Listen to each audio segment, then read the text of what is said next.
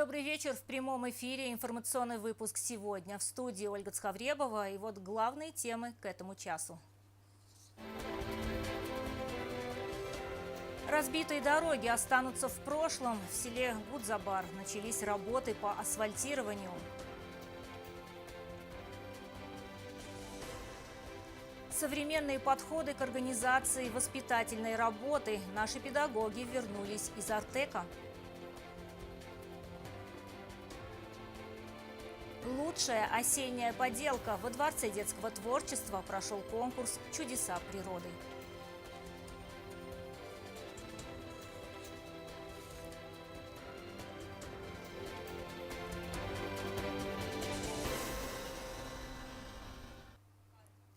Дошла очередь и до села Гудзабар. Дороги там будут заасфальтированы в самое ближайшее время. Президент пообещал это сегодня местным жителям. Помимо нового покрытия дороги появится и детская площадка. Наш корреспондент Зарина Кочиева расскажет подробности. В селе Гудзабар Цхинвальского района в ближайшее время будут асфальтированы дороги. О начале работ сегодня объявил президент Алан Гаглоев в ходе встречи с жителями. Глава государства заверил, работы стартуют уже сегодня, и к концу года данный участок дороги будет благоустроен.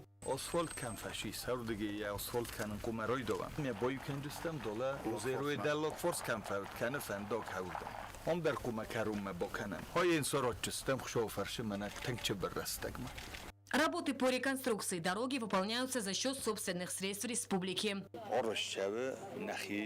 تختی نخی فرسته هم این ویس پروگرامات فرسته هردم نیشه خاصه مزنون رایون کوختاری و گاده در گورت در ودا کانال در یو مسرتم بالکوتام اما مینستروی در رار وستون سش همه فنداک فینوی سرای قاو دستمر تا سال خم فشور دگی هردم ما هردگی لینی نونگردم فلی هم منوتام راخی زدگی ایول در آرخی و خجار در جنه این اردگی در جور تا کورپوسین در جنه من هم گال یوردم کاواج اما دوم تایس ایول در شرجت او مگسکه من هیرن شرجتی مدرام بلدستم شرجت قد در فیتم نخدک در زون خم کدیل لودستم ما اخصاص گونویم بایده در کد شرجت آدم کدی ما یوزن کوز بدون بایده دفترار خاینون چونده. В ходе встречи с президентом жители населенного пункта озвучили другие проблемные вопросы, в частности, отсутствие детской игровой зоны.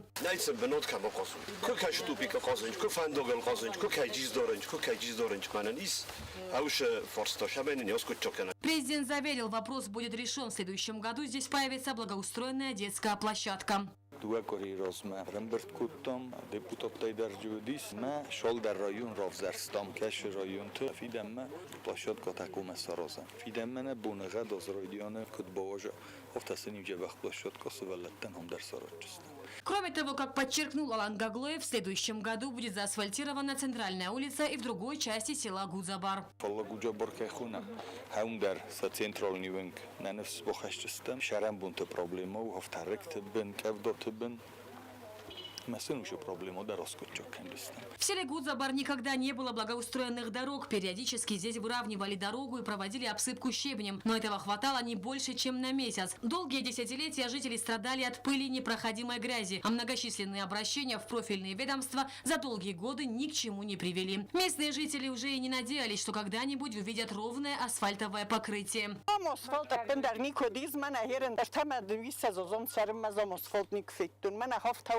فندق ما نکالنس ما برزون در کنه فندق سرد ما خیمن فندق واش چی سر یو در فرسوگ نبا کنزنی سو من ما درگ بفویم بودم بیره خود من چی در تفسیر سوکست ما فستا مروز دخن سزومت در ایون بودم ستر بوزنک چی سرازم کی قدرت سدیس من چی بخوس کنه هودونن. Кроме того, по поручению главы государства в населенном пункте проверят все подземные инженерные сети. Зарина Кочиева, Айда Кочиева, Алим БТ. Информационный выпуск сегодня. Бюст героя СССР Сергея Коблова будет отреставрирован и перенесен на другое место. Планируется, что у монумента появится подсветка, а рядом поставят макет самолета, так как Коблов был летчиком. Территория вокруг памятника будет благоустроена. Наш корреспондент Анжела Кокоева расскажет подробнее. Восстановление монумента, посвященного герою Советского Союза Сергею Коблову во дворе 11-й средней школы, которая носит его имя, осуществляется в рамках программы «Победили вместе». Этот проект реализуется благотворительным фондом «Память поколений» при финансовой поддержке Фонда президентских грантов, учрежденного президентом Российской Федерации Владимиром Путиным. Масштаб реставрации значительным, памятник был перемещен на более просторную площадку, а территория вокруг выложена тротуарной плиткой. Также установлено новое ограждение. Памятник удис, она меня с демонтажкутом, нагай фундамента, постамента сарстам, я севертам мана, кем балдиохам бенате. Храфи зауджини жабе хранис мана на фалтер кастарта. Комазоной чиу вот. Специалисты отреставрируют и покрасят бюст. Планируется установка подсветки, добавление звезды героя и, что особенно важно, установка макета самолета, поскольку Коблов был прославленным советским летчиком.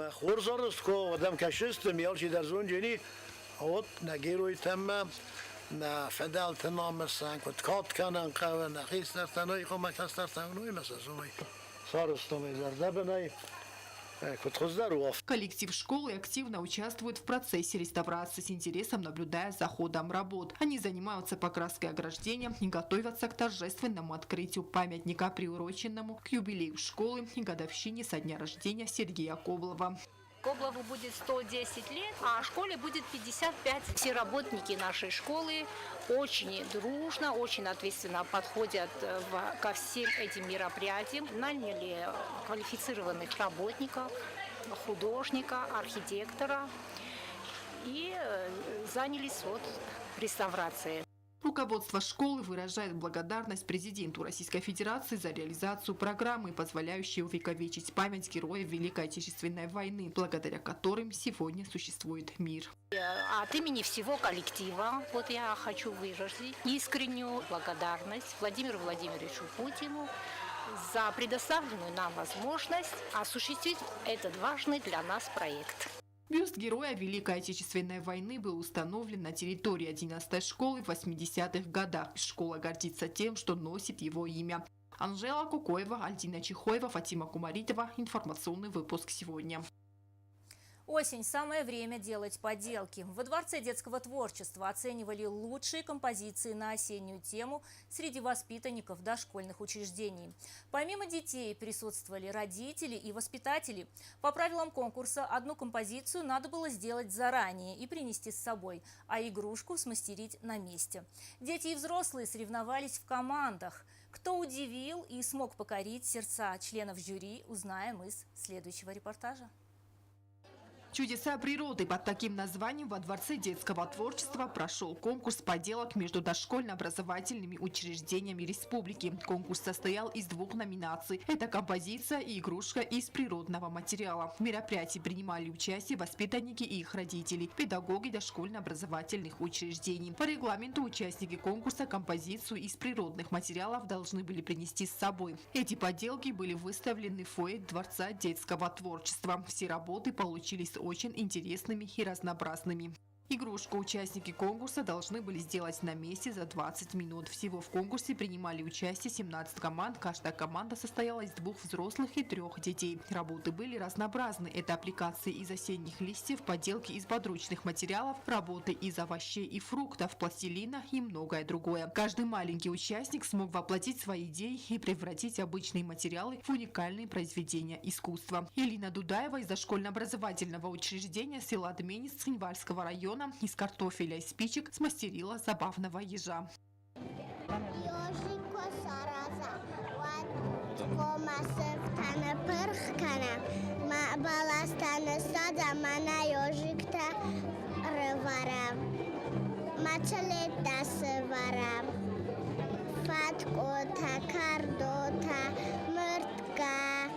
Целью данного конкурса является развитие совместного творчества воспитанников, их родителей и воспитателей и формирование детского творчества.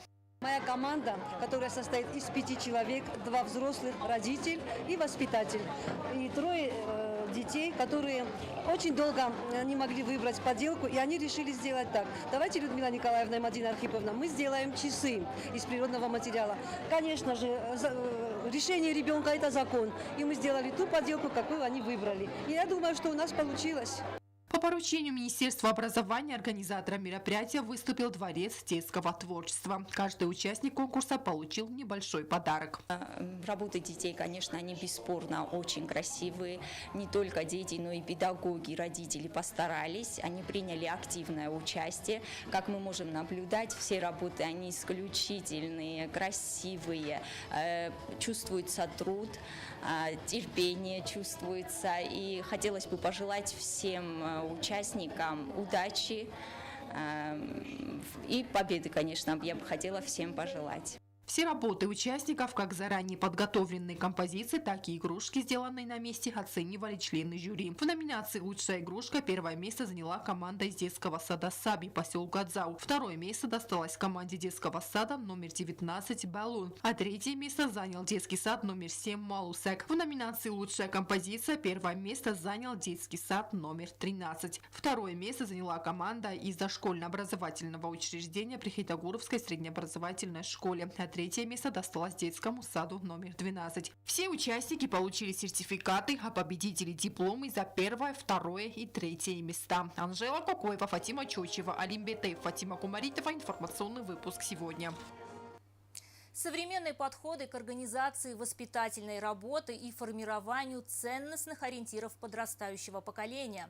Педагоги нашей республики проходили программу повышения квалификации в международном лагере «Артек». Те учителя, которые ее прошли, с нового года начнут работать советниками директоров по воспитанию и взаимодействию с детскими общественными объединениями. Сюжет Стеллы Бязровой. Зарина Караева – учительница по химии первой средней школы. Одна из победителей российского проекта «Навигаторы детства», направленного на развитие системы воспитания и поддержку детских инициатив. Она и еще 40 участников проекта прошли обучение в Международном детском центре «Артек» по программе повышения квалификации для педагогов Южной Осетии. Хочется отметить тот высокий уровень, с которым они нас приняли, с той душевностью, с которой они к нам относились, тот уровень подготовки, который они проделали, чтобы нас встретить. За это им большое спасибо, огромное. Мы все ушли оттуда с таким чувством, как будто нас очень долго ждали, как будто очень долго готовились к нашему приходу. И этот момент не мог не подкупать, и мы остались очень довольны. В рамках образовательного мероприятия педагоги освоили современные подходы к организации воспитательной работы, взаимодействию с детьми и формированию ценностных ориентиров подрастающего поколения. В программе были лекции ведущих экспертов в сфере образования и воспитания, практические тренинги и мастер-классы. Все то, что требуется для работы с детьми. День у нас начинался, как обычно, с зарядки, с завтрака, все как в школьном лагере, как у детей. А потом у нас начинались лекции. Кроме того, они особое внимание тоже уделили культурной программе. Это было очень увлекательно, познавательно. Вот. И, конечно же, каждый день нам проводили лекции, направленные на воспитание детей, на работу, проекты, которые направлены на работу с учениками, с родителями. Организатором мероприятия выступает Российский детско-юношеский центр при поддержке Министерства просвещения Российской Федерации. С нового года педагоги, успешно прошедшие подготовку, начнут работать советниками директоров по воспитанию и взаимодействию с детскими общественными объединениями. Их деятельность будет направлена на создание благоприятной воспитательной среды в школах, поддержку ученических инициатив и развитие детского самоуправления. «Навигаторы детства» – это конкурс, который проводился в Южной Осетии Российским детско-юношеским центром. Конкурс направлен на выявление наиболее талантливых кандидатов на должность советника директора по воспитанию. Эта должность будет введена в школы республики, и люди, которые прошли конкурсный отбор «Навигаторы детства», из их числа будут выбраны те, кто будет трудоустроен на эту должность. Лауреатами конкурса «Навигаторы детства» стал 71 человек. Из их числа впоследствии 42 было направлено на прохождение программы повышения квалификации в Артек. Они уже вернулись, прошли программу повышения квалификации, и уже после новогодних праздников в начале 2026 года, в январе, мы планируем трудоустроить советников, директоров по воспитанию. Эксперты отмечают, что внедрение проекта «Навигаторы детства» окажет положительное влияние на качество воспитательного процесса. Участие нашей республики в этой программе, конечно же, направлено на то, чтобы в принципе внедрять те современные практики, современные тренды, которые успешно опробированы в Российской Федерации, и внедрять все это в нашу реальность, в нашу систему образования, усиливать воспитательный компонент, собственно, в школах, потому что мы, в принципе, все понимаем, видим, какие тенденции идут все последние десятилетия. И как остро стоит необходимость усиления воспитательной составляющей в том, что касается школьной работы, в том, что касается взаимодействия родителей и школы. Республика очень активно втягивается в общее гуманитарное пространство Российской Федерации. Мы за последние полгода наблюдаем фактически новый этап интеграционных процессов в гуманитарной сфере, прежде всего, которые направлены на то, чтобы охватить нашу молодежь, подрастающее поколение в школах, в вузах и в целом активную часть нашего общества. Заместитель председателя парламента Зита Бисаева положительно оценила проект «Навигаторы детства», который, по ее мнению, станет хорошим импульсом для нравственного и патриотического воспитания детей. Воспитание – это важная составляющая образования. И считаю, что они должны быть комплексно, вообще образовательная система должна к этому подходить комплексно. И этот вопрос, он сам собой, в принципе, назрел уже давным-давно, разрешение которого требовало, конечно, государственного подхода к этому вопросу. Я считаю, что это значимый проект, потому что он дает возможность, наверное, старшее поколение советского периода могут вспомнить, когда образовательная система, она была соединена с воспитательной системой, да? Когда в школах не только учили грамоте, да, и давали возможность изучать науки, предметы, но и также воспитывали в духе национальных особенностей. Благодаря России, Владимиру Владимировичу Путину, участие в таком проекте совместном, я считаю, это действительно большой подарок для нас, потому что наши педагоги имели возможность выехать на площадку Российской Федерации, обучиться новыми какими-то практическими знаниями, которые они сегодня могут применить у нас в Южной Осетии. Это хорошая практика, это хороший обмен, наверное, опытом, и внедрение его, конечно, важная составляющая, это внедрение той русской практики, российской практики у нас на нашей территории. Отзывы педагогов говорят в первую очередь о том, что полученные знания и опыт будут способствовать профессиональному росту педагогических работников и созданию благоприятной среды для развития личности ребенка.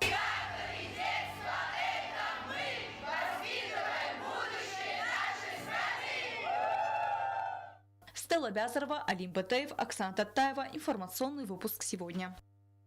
Спортсменка из Южной Осетии Амага Засеева завоевала серебряную медаль на всероссийских соревнованиях по спортивной борьбе среди девушек в Уфе.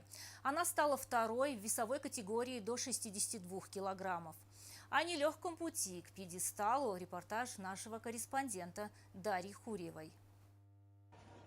В столице Башкортостана прошли всероссийские соревнования по спортивной борьбе среди девушек до 16 лет. Турнир, посвященный памяти башкирского национального героя Салавата Юлаева, собрал сильнейших юных борцов России. Южную Осетию достойно представила 13-летняя спортсменка Амага Засеева, завоевавшая серебряную медаль в весовой категории до 62 килограммов. Путь к пьедесталу был непростым. На ковре пришлось встретиться с соперницами из Белгорода, Бурятии и Татарстана. Все схватки завершились в пользу осетинской спортсменки. В финале Амага уступила представительница Кемерово, однако уверенно закрепила за собой второе место, продемонстрировав технику, выдержку и бойцовский характер. Мы с тренерами разбирали ошибки и работали над скоростью и техникой, рассказывает Амага.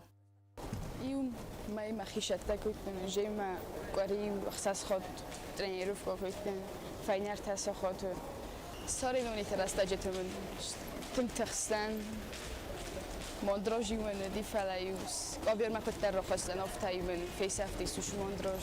Спортсменка рассказала о начале своей спортивной карьеры. По ее словам, любовь к борьбе зародилась еще в детстве. Сегодня она продолжает путь, начатый благодаря примеру отца, и стремится к новым спортивным вершинам. Схватка розама. Тинг подешком роттенч. Мафед, мадедушко, кадуни, мавенч постоянно. Мафед я хада губорец, маю гетцелай, ма трениров котама кутойма, маю феста, ма зардама, фаше дюжема, бозоттануш спорта мидей.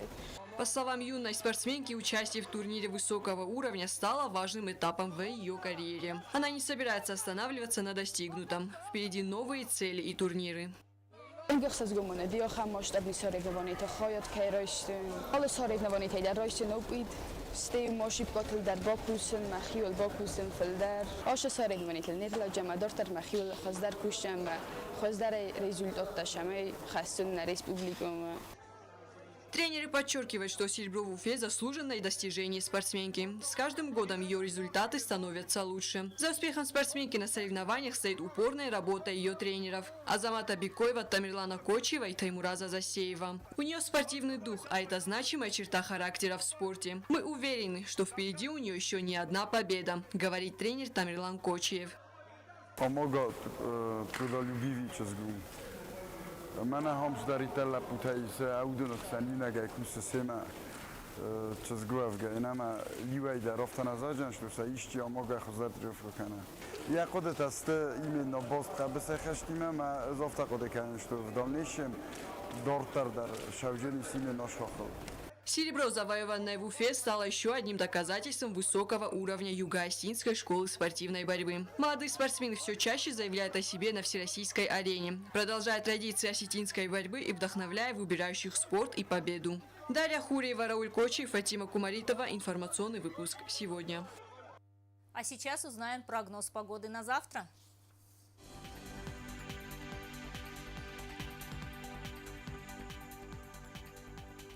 В республике ожидается переменная облачность. В Знаурском районе днем плюс 17, ночью плюс 6.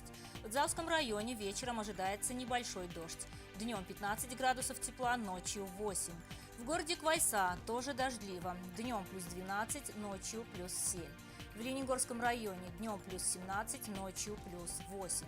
В столице республики, в Цхинвале, днем 17 градусов тепла, ночью 8. На этом наша программа подошла к концу. Напомню, мы работали в прямом эфире. Я благодарю вас за внимание и прощаюсь с вами. До свидания.